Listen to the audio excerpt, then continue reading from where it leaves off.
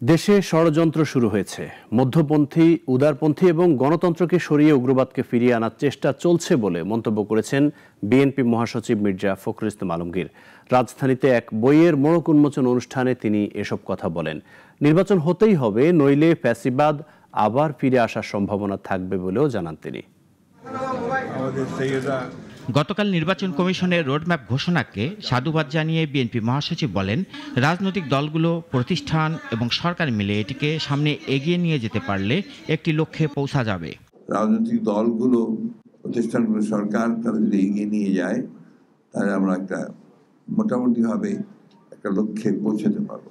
জাতীয় প্রেস ক্লাবে সৈয়দা ফাতেমা সালামের রক্তাক্ত জুলাই গ্রন্থের মোড়ক উন্মোচন অনুষ্ঠান, এতে অংশ নিয়ে বিএনপি মহাসচিব মির্জা ফখরুল ইসলাম আলমগীর এমনটাই মন্তব্য করেন।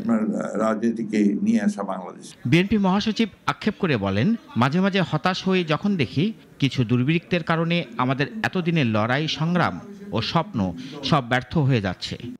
একটা ষড়যন্ত্র চলছে, সেই ষড়যন্ত্রটা হচ্ছে যে এই মধ্যপন্থা রাজনীতি, উদারপন্থী রাজনীতি, উদারপন্থী গণতন্ত্র তাকে সরিয়ে দিয়ে একটা উগ্রবাদের রাজনীতিকে নিয়ে আসা বাংলাদেশে, এটাও বাংলাদেশের জন্য চরম ক্ষতিকর হবে।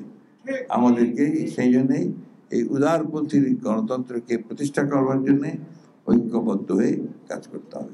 নির্বাচন প্রসঙ্গে মির্জা ফখরুল বলেন, ঘোষিত সময়ের মধ্যেই নির্বাচন হতে হবে, এর কোনো বিকল্প নাই।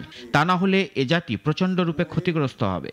আজকে যদি নির্বাচন বন্ধ করা হয় বা নির্বাচন না হয় তাহলে এই জাতি প্রচণ্ড রকমের ক্ষতিগ্রস্ত হবে এবং ফ্যাসিবাদের ফিরে আসার সম্ভাবনা অনেক বাড়বে।